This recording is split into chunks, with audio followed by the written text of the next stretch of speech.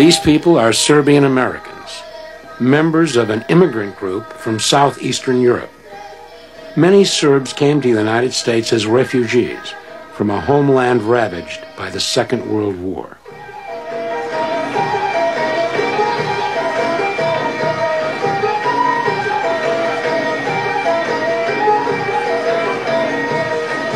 Serbs have come from all over the world to participate in the consecration of Gračanica, their new church and monastery in a small rural town near Chicago.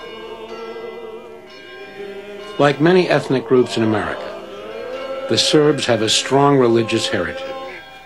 The Serbian Orthodox Church has always been at the center of their community, but the history of the Serbs and their church, both in America and the Old Country, has been one of struggle and conflict. This is the story of the building of the new Gračanica and what it means to the people who built it. Serbia is the largest of the 6 Balkan republics, joined to form the country of Yugoslavia in 1918. Historically, the plains of Serbia have often been a battleground, being conquered by Roman legions and Slavic tribes, as well as the Ottoman Turkish and Austro-Hungarian empires. In 1941, Adolf Hitler demanded that Yugoslavia align itself with the Axis Pact, crying, "Bolje rat nego pakt," better war than the pact. Yugoslavians rallied behind King Peter II as he defied Hitler's ultimatum. The Luftwaffe responded by bombing the city of Belgrade, killing 25,000 people. Within 2 weeks, Yugoslavia surrendered. Refusing to accept Nazi domination, a Serb, Colonel Draža Mihailović, led a resistance force of 150,000 fighters loyal to the king against the German occupation. Until the end of 1943, the Allies supported Mihailović and his Chetniks.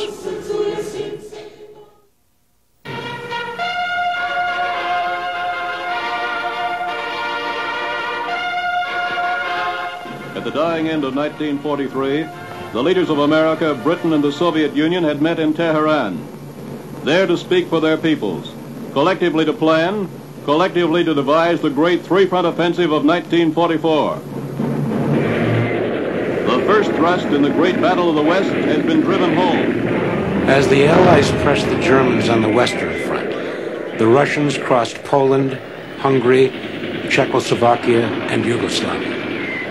Part of the price for Stalin's cooperation was to abandon support for the royalist Chetniks in favor of Marshal Tito's communist partisans. At war's end, Yugoslavia was a communist state aligned with Russia. Thousands of King Peter's soldiers and guerrilla fighters had lost their country in the war. Many came to the United States under the sponsorship of Serbian American organizations. They would join an established Serbian community whose founders had arrived with the great waves of European immigrants near the end of the 19th century. Settling in growing industrial cities, the earlier Serbs had found work in factories and steel mills.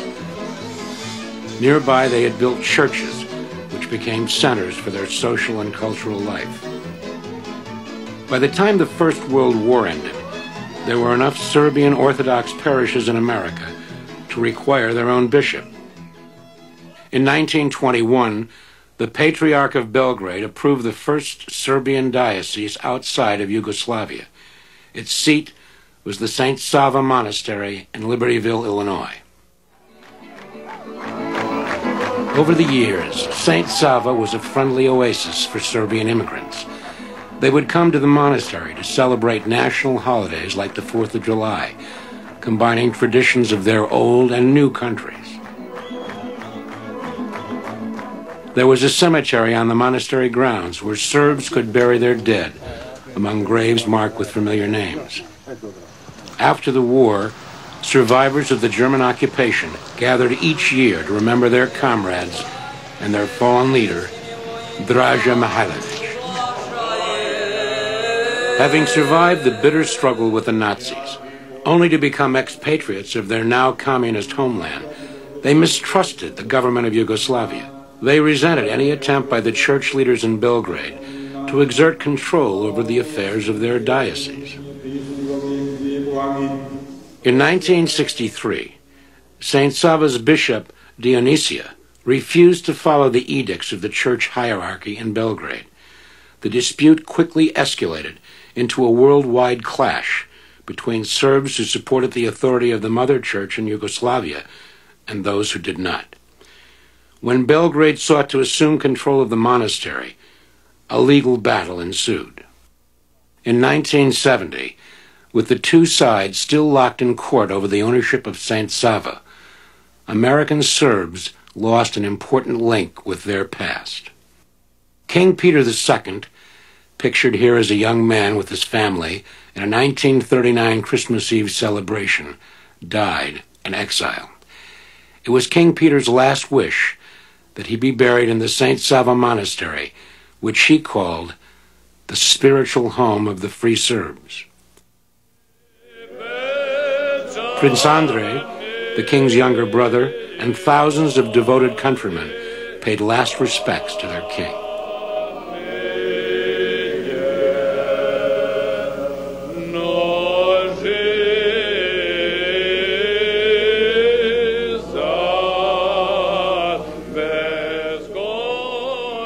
Presiding over the funeral ceremony was a close friend of Peter's, Bishop Irene. All my life, he told me, I lived with my people and have shared their destiny. I will never depart from that. He became ever, forever, the people's king. In 1976, the dispute over the monastery culminated with the United States Supreme Court ruling that this was a matter internal to the church hierarchy. Subsequently, control of St. Sava Monastery in Libertyville, Illinois, reverted to the Serbian Orthodox Church in Yugoslavia. Bishop Irene recalls July 20th, 1979, the day that the Free Serbian Diocese, as its members call it, was evicted from the St. Sava Monastery. Jedan od veoma tužnih dana, kad smo zbog sudskog naređenja morali da napustimo manastir Svetoga Save. Prior to its eviction, the Free Diocese had purchased farmland in Third Lake, a rural community 10 miles northwest of Libertyville.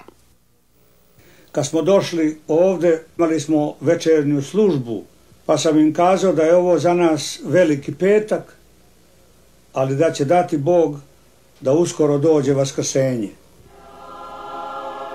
Bishop Irene Kovačević was born in Šumadija, Serbia in 1913. A soldier who survived the war in a German POW camp, he later studied in England at Oxford, then moved to the United States to complete training for the priesthood. Now, at the age of 65, he undertook an enormous project. He would build a new church and monastery, a center for his diocese. Father Đuro Kručnar, secretary to the bishop, recalls that period. Ja se sjećam kada smo mi prvih dana išli, kada je vladika dobio ideju da se napravi nova crkva Gračanica i manastir Bogoslovije, dečji kemp. Mi smo išli od parohije do parohije i skoro niko nije verovao u taj poduhvat da će se to da se napravi. Jedini vladika imao veru i nadu da će ovo sve da uspe i zato je išao i dizao duh toga naroda i govorio im kako je ovo značajan poduhvat i da bi svi trebali se uključiti da ga pomognu. As the spiritual father of the community, Bishop Irene often visited parishes to celebrate important occasions. These events now took on special meaning because they presented an opportunity to rally the people's support for their new monastery. For example, he might visit the steel mill section of Chicago's southeast side to attend the wedding of two young Serbian Americans at St. Simeon's Church.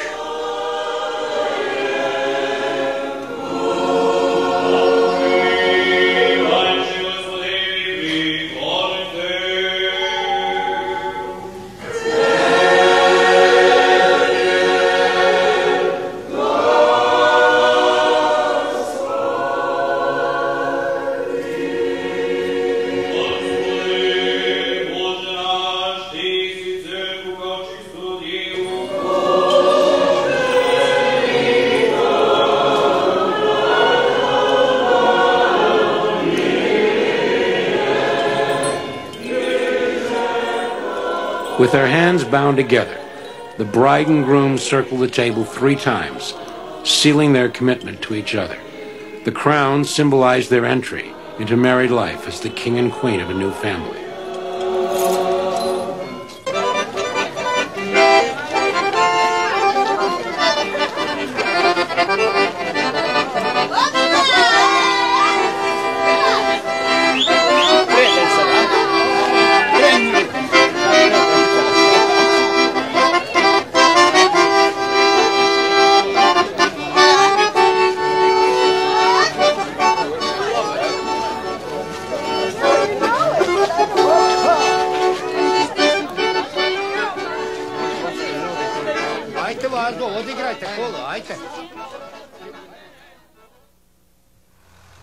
It is now June 30th, 1981, 2 years after leaving St. Sava, and Bishop Irene has gathered sufficient funds to break ground for the Most Holy Mother of God Monastery.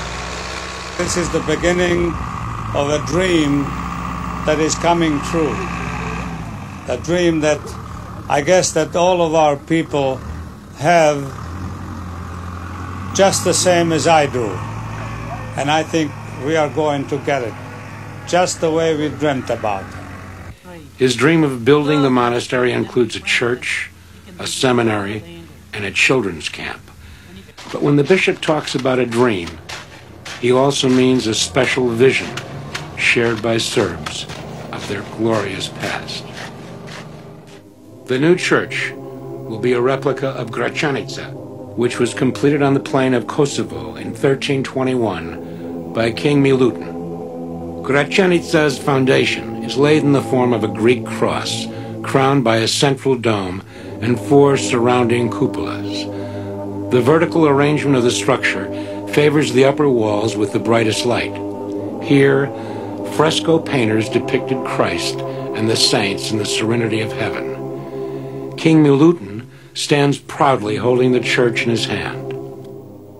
Descendants of Slavic tribes who raided the borders of the Eastern Roman Empire, Serbs were converted to Christianity in the 10th century by Greek missionaries. Monasteries of the Orthodox Christian Church became a major influence in Serbian life.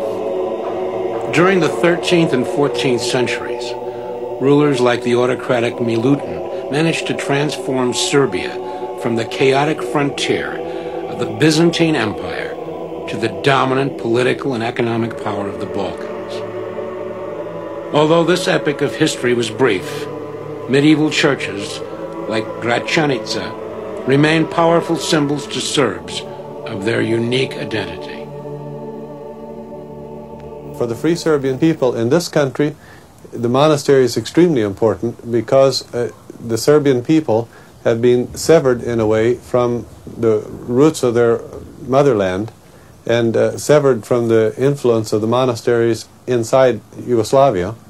And so it's necessary now to bring this very profound essence of orthodoxy here to these people, to give them a spiritual center, because they're building in the United States and in Canada a whole new church, a whole new church organization. They're growing up organically united to this country, and yet deeply rooted in Serbia, in Serbian culture, in Serbian history. And so in the new Gračanica, we're bringing that Serbian culture and that Serbian history here to the United States.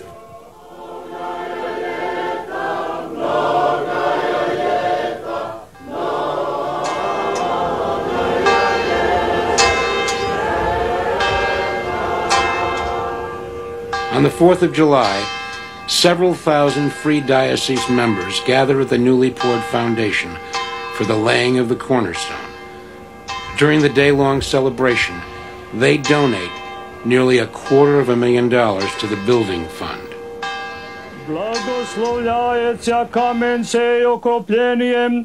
His Grace begins the ceremony with a prayer, asking that the Lord keep the builders of this temple unharmed, and that the foundation be unimpaired to its completion, unto the glory of God.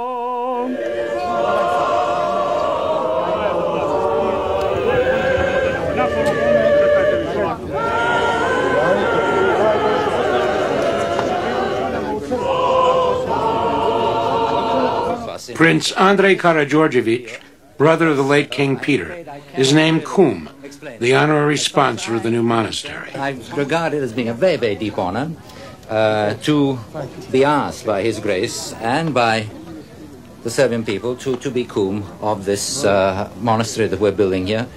It has a particular meaning for us.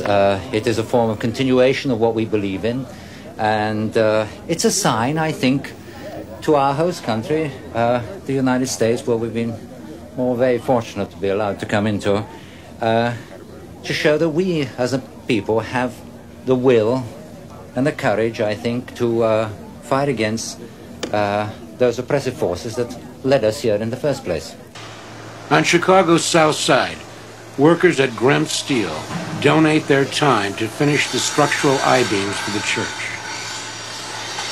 Pa radimo structural za naš novi manastir. Juče smo počeli, danas ćemo završimo prvi deo. Svi su jednoglasno rešili da radimo ceo dan bez ikakve naknade.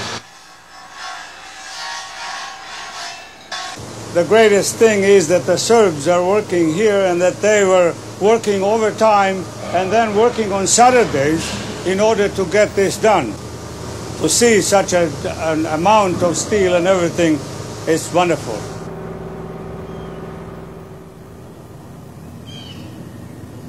Bricklayer Gojko Sofrenović drove 100 miles a day to cut and lay brick and stone for the new church. Ovo je zaista jedan jedinstven primer za sve nas, i za mene i za sve ostale zidare koji nisu nikada imali priliku da vide ovako nešto, a ne da rade na njemu. I zato kažem, ja sam zaista neobično srećan kada vidim ovde ovakav posao da se radi, da podižemo jednu ovakvu crkvu, odnosno manastir, koji će to ostati za večna vremena. In 1389, just 68 years after the completion of Gračanica, the Serbian army fell to the Turks in a bloody battle on the field of Kosovo. The monastery remains a shrine to the struggle of the Serbian people. The words of an old song suggest that the church's foundation is actually built on the blood and cloaks of fallen Serbian heroes. Build thyself a church upon Kosovo. Let not the foundations be of marble. Let them be of samite and of scarlet. And to all thy warriors and their leaders thou shalt give the sacraments and orders. For thine army shall most surely perish, and thou too shalt perish with thine army. On June 22nd, 1982, a year after the groundbreaking, the structure for the main dome is ready to be raised. Bishop Irene and the workers take time to observe an old Serbian tradition. To celebrate topping off the church, they hang a bottle of liquor from the dome structure before hoisting it into place. Mirko, this can go on tape. Zašto ne? Vrlo važno.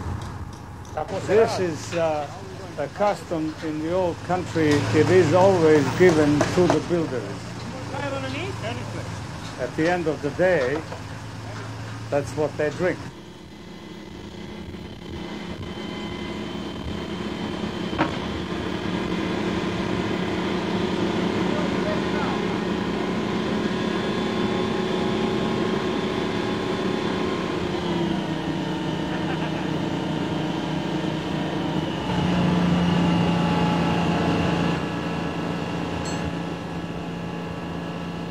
This is the top of the world. Every day we come higher and higher.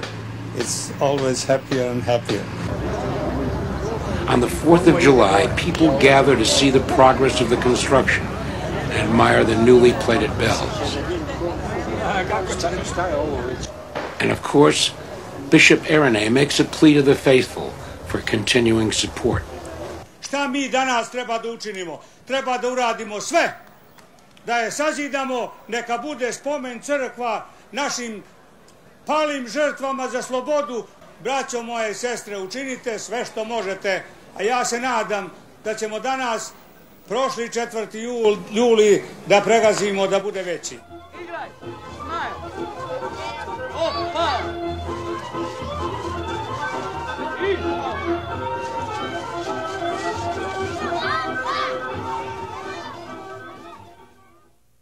Early the next morning, he is back on site to oversee placement of the largest of the 4 bells.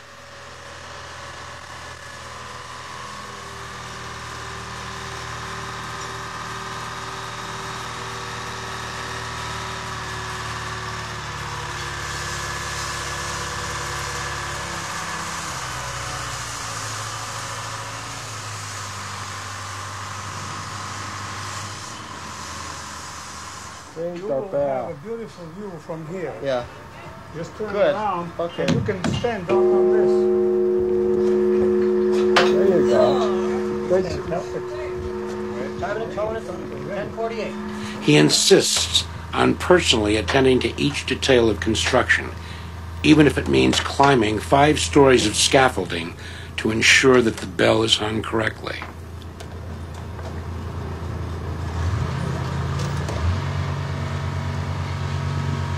Like the old Gračanica, each of the monastery's 5 domes will be crowned by a crucifix.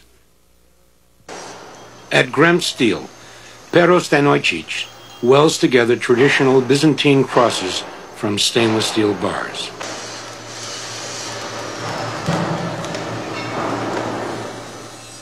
Da bi za svakoga to trebalo da znači mnogo, jer to pravim možda sade, pa nikad više, možda ni moj sin neće da ima tu šansu da pravi krsta.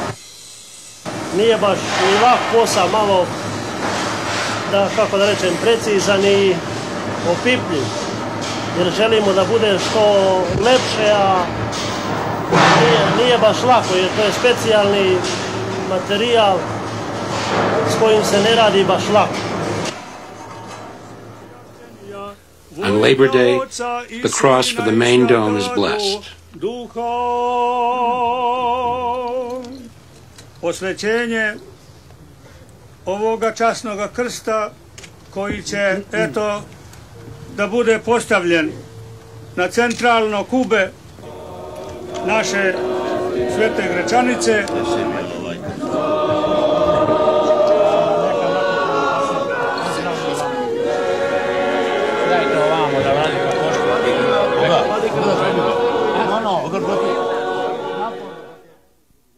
Work continues through the frigid winter months of 1982 and 1983.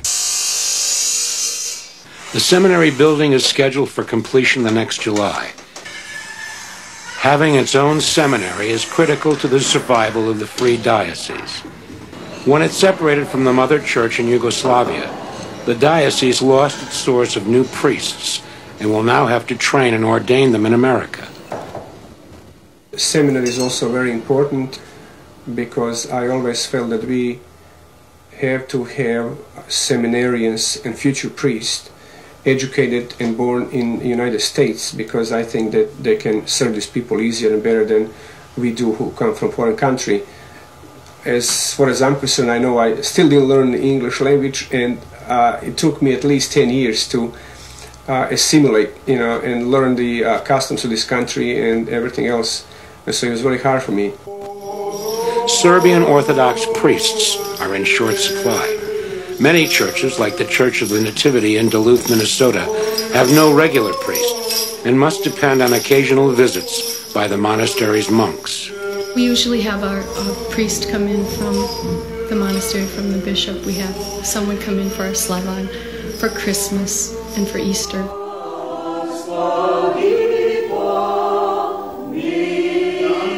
It's difficult because most of us would like someone around a little bit more often than 3 or 4 times a year, but we make do.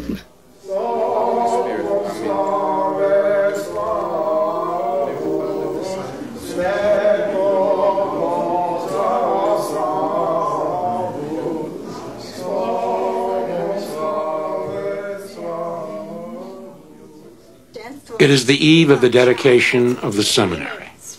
Members of the Kolo of Serbian sisters present Bishop Erene with a jeweled mitre, symbol of his episcopal authority. These women worked long hours to raise money by cooking and serving meals for thousands of visitors to the site. Ja kažem, nemam reči kako da vam se zahvalim. Daj Bože da ga u zdravlje i veselje nosite dugo na mnoga ljeta.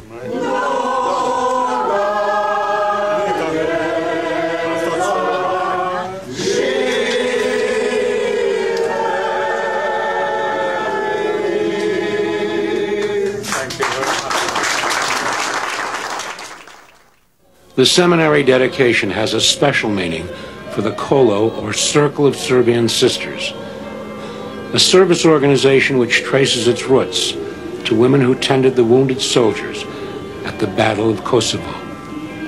Besides their fundraising efforts, the Kolo runs the Serbian Children's Camp, which will be housed on the new seminary grounds. This magnificent structure is a tribute to the invisible army of mothers and sisters who helped build it. The one thing that never changes is the heart and the soul of the Serbian mothers and sisters, which breathes in every brick and in the masonry of everything we see around us today. According to Orthodox tradition, there is a carefully prescribed ceremony for the dedication. Bishop Irene first blesses the entrance.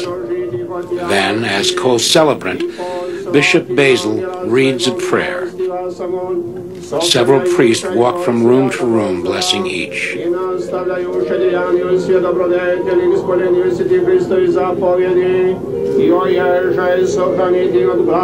the best of economic times, a project like the building of Gračanica would have placed a great financial burden on the working-class Serbian community. But it came at a time when the Lake Michigan steel mill region was suffering its highest unemployment rate since the Great Depression. The U.S. steel mill in South Chicago laid off 9,000 of its 10,000 employees. At nearby Wisconsin Steel, plant workers gave up all hope for their jobs as the blast furnaces were demolished. Yet at nearby St. Simeon's, in a community with a 50% unemployment rate, parishioners sacrificed their savings so that the Most Holy Mother of God monastery would be finished as planned.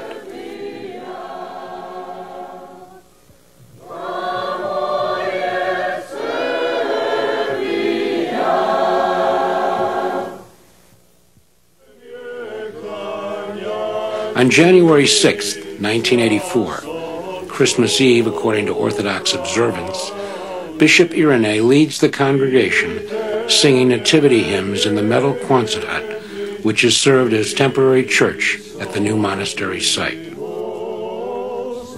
Today we have just ushered in our last Christmas season that we're going to be celebrating in the temporary chapel, because to me it will always represent our humble beginning here. At the conclusion of the vigil service, they burned the budnjak, or Yule log, in remembrance of the fire that shepherds kindled to warm the Christ child.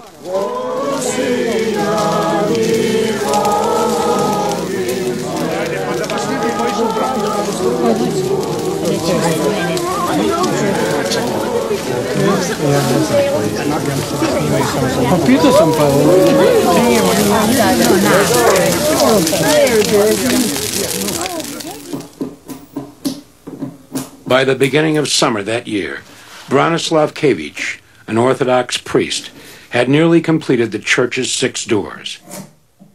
His wood reliefs depict churches in Serbia.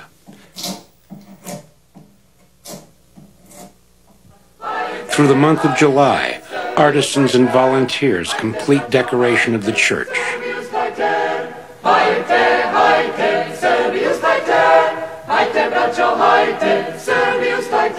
55 hand-painted icons adorn a screen which separates the sanctuary from the congregation.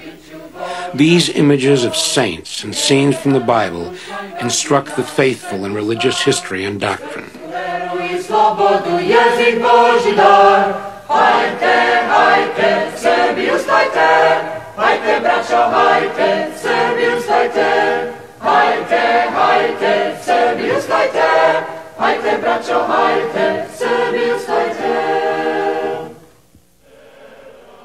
Finally, on the morning of August 12, 1984, the faithful crowd in to witness the consecration of Gračanica.